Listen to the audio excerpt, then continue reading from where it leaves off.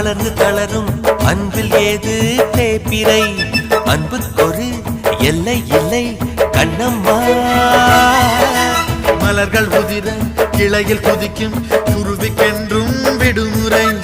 கொள்ளை இன்பம் நட்பில் விட்டு கண்ணம்மா வானில் திரண்ட வேகத்தில் மீனால் வாரி கிழிக்காது எங்கள் இடையில் யார் வந்த போதும் நெஞ்சம் பிரியாது துயர் போனது நேற்றோடு